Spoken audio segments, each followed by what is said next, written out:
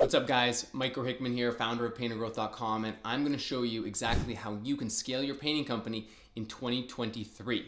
Now, in order to scale your company, you're going to need to know 5 different skill sets. You're going to need marketing, sales, production, recruiting, and then systems and delegation. Now, I'm going to take you through each one of those right now, step by step. Now, if you stay till the end, I'm going to show you how you can get a free Painter Growth toolkit with all of the tools and resources that I talk about today absolutely free. So let's jump into it. Now, the first is marketing. If you don't have leads, you don't have a business. So in order to scale your painting company to $20, $30, $50, $100,000 per month, you need to have consistent, reliable lead flow. So how do you get reliable lead flow? Well, the first thing that you need to know is your numbers. You need to know exactly what your numbers are so you can create goals and targets and actually work towards hitting those goals in a reliable way every single month. For example, if you're trying to get to $50,000 per month and your average job size is $5,000, well, that's pretty easy. That's 10 jobs you need every single month in order to hit that $50,000. And if you know that your closing rate is 33%, so you close 1 out of every 3 estimates that you do, then you know that you need to do 30 estimates every month. Break that down one step further. If you know that 8 out of every 10 leads that you get turn into an estimate, so you have an 80% lead conversion rate, then you know that you're going to need 36 leads every single month. Now, 36 leads turns into about 8 to 9 leads a week, or about 7 estimates per week.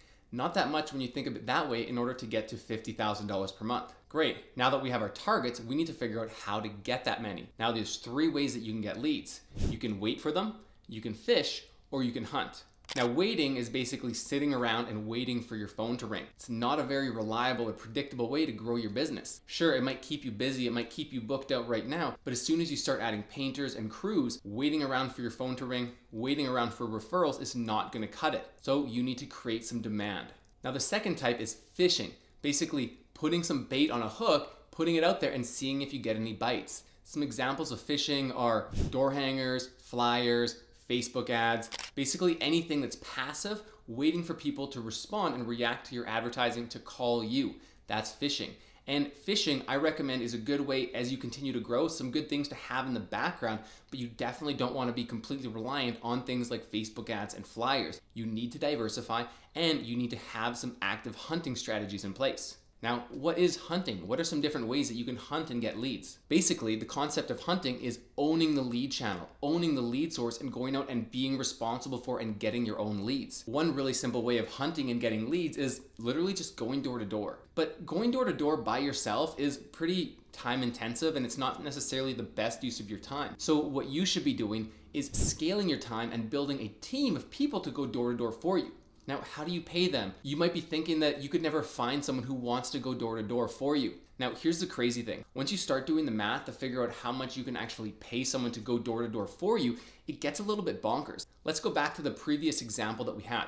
So if your job size is $5,000 on average, and we want to keep our cost per acquisition down to $500 per new customer, and we know that it takes 3 estimates to get 1 job, then we know that we can pay about $150 to $175 per estimate. So if you hire a marketer and they get 1 estimate per hour, well, you can pay them $150 per hour. And even if it takes them 2 hours to get 1 estimate, you can pay them $75 per hour to go door to door for you. Yeah, it's not the most glorious work. Yeah, it's not the most fun work, but for $75 to $150 per hour, I bet you can find someone pretty qualified and pretty good to go door to door on your behalf. If now you're getting 10 estimates a night because you have 3 marketers going for you 3 days a week, you're getting 30 estimates per week, times that by 33%, your sales rate, that's 10 jobs per week. 10 jobs per week at $5,000 per job is $50,000 per week.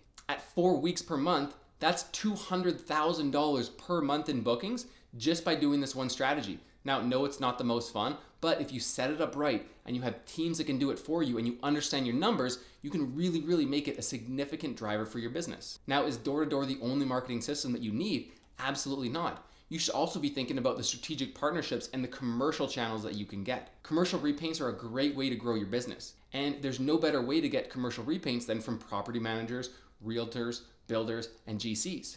So how many relationships do you have right now with those types of people? Right? If you don't have that many, you need to start creating more relationships. How do you get more of those relationships? Pick up the phone, go to the office. That's really the only way. Start those relationships, start developing those relationships, and just be present, be professional, drop off some marketing material, drop off some donuts, ask them how their current painters are doing, send them a text, send them a letter. Stay in touch with all of these people, stay organized, build up your Rolodex of relationships that you have, and soon they're gonna be sending you more and more commercial work. Yeah, it might take a little bit of time right now, but once you have 50, 75, 100 realtors and property managers at your disposal, you're gonna be getting more jobs than you know what to do with. Okay, so there's some really great marketing ideas that you should get started with. Now, what else? Selling, sales. Now that you're getting leads coming in, you need to know how to consistently convert those into jobs. So you need a sales process. What are the main things that you need to do? Be thorough, be professional, ask for the job, and present the price at the time of the estimate. No more of this texting the customer the price or emailing the price. Sure, it might take you 30 minutes, 45 minutes, an hour to get your numbers, to do your math, especially if it's a bigger project, but just set that expectation with the homeowner. Hey, Miss Homeowner, I'm going to my vehicle, I'm gonna go write up the proposal, and then I'm gonna come back and show you the details and the exact price. It's gonna be 30 to 45 minutes. Are you cool waiting around? All right, I'll be back in a few. Go to your vehicle, write up a detailed proposal, and come back and professionally present the proposal to the customer. You also have to stay organized and on top of your sales pipeline. Now, there's a lot of ways to do this. I recommend using something like Drip Jobs, a customer relationship manager, to organize your sales pipeline and to be professional and send reminder texts and emails and things like that. They do a great job. It'll really up your game and make you stand apart from all of the rest of the painting contractors out there. Now, the next step is production. Being booked out for 6 months is not a flex, right? It's not impressive to be booked out that far. All that tells me is that you don't know how to grow your production. You don't know how to hire, train, and lead people. So that's what we're gonna go through now. Before I jump into it, there's a huge misconception out there. That misconception is that there's no good painters out there. All the good painters are working for other companies and nobody wants to work, nobody wants to get paid, nobody wants to show up, there's nobody reliable. That's a misconception and that is not true. Sure, it might be a tighter labor market, but really what we're missing is good leadership. So in order for you to commend the quality painters to want to work for you and want to work for your business, you need to be a good leader. You need to demonstrate that you have the quality, the organization, and everything else that it takes to lead good people and run a good organization. It's not easy to do. It's not easy to be a good leader, but it's what you have to do if you want to grow your company. In order to figure out how many painters you need, we need to do a little bit of production math. Just like we did marketing math, just like we did sales math, now we need to do some production math. So on average, a painter can produce between $100,000 and $150,000 per year. Depending on your charge rate, that's about 2,000 production hours per year. So if you want to produce $1 million in a year and your charge rate is $75, then you need about 13,000 production hours every single year. 13,000 hours per year divided by 12 months is about 1,100 hours per month. And that breaks down to between 6 and 7 full-time painters in order to hit $1 million per year. Now, there might be some fluctuations. If you grow a little bit bigger in the summer, you're gonna need to shift that a little bit. But on average, that's 6 to 7 full-time painters around the clock for 12 months of the year. Then going back to becoming a good leader, you need to invest in your people, invest in yourself. All the time that you spend on site shouldn't be about producing, it should be about training and offloading your skills to others. You should never be pushing paint just to push paint, just to try to eke out a little bit of production. The only time you should be on site pushing paint should be when you're actively training another painter on a skill or a set of skills that you want them to improve on. That is your highest leverage opportunity in terms of growing your company. And so if you're stuck in the cycle of feeling like you need to keep producing to keep growing your business, well, you're gonna stay at the current level that you are. You need to pull back from production and then leverage your skills by training other people in the art of how you like jobs to be produced. And finally, on this recruiting and production piece, you wanna look at recruiting as a marketing initiative. Is your offer differentiated? Is your job posting good enough? Are you getting it in front of enough people? Do you have a great interviewing and testing system in order to qualify and weed out the bad actors? Think about recruiting as a marketing initiative and you'll soon be getting more qualified painters than you know what to do with. It only takes a couple of great hires to completely change your business. And finally, we have systems and delegation. Your ability to grow your business is limited only by your ability to delegate more and more complex tasks. What does that mean? As your business grows, your responsibility as the CEO and leader will change. What you're doing on a day-to-day basis will change. So what you'll need to continue to do is delegate more and more complex tasks as your job changes. Then you're gonna delegate sales, and then you're gonna delegate marketing, and it's gonna get more and more complex and harder to delegate these more and more complex tasks. And it's at the limit in which you can no longer delegate. You no longer have the skills to delegate those tasks, which will be the limit of your business's growth. Everything in your business needs a system and it needs a process. A system can be as easy as a checklist of how to do something. So create a checklist for everything that you do, step by step, be as detailed as you can, as if you're teaching a 12-year-old to do it. Then once you have the checklist created, all written out in as much detail as possible, try to delegate it to a team member, a production manager, a painter, a crew lead, and see if they can do it.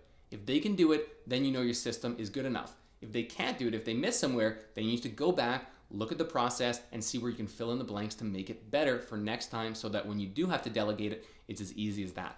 And what you need to continue doing every single day, every single week, is look at what you're doing, look at your tasks, and see what you can delegate. You must continue to delegate so that you can focus on those higher and higher leverage tasks and responsibilities so you can grow your business. So to recap, you need marketing systems, you need sales systems, you need production systems, you need to be able to recruit and retain great talent, and you need to be able to delegate as you continue to grow. So I hope that was helpful for you. If you have any questions, you can shoot me an email. My email is below. And if you want all of the tools and resources that I talked about today and more, our free Painter Growth Toolkit, click on the first link in the description. It'll take you to the toolkit. It's absolutely free. So please use it, use the tools. And if you ever want to talk about growing your business, or you want a custom plan for you, then you can book a call with me or my team, and we can build that plan for you and see how we can help you scale your painting business. All right, peace.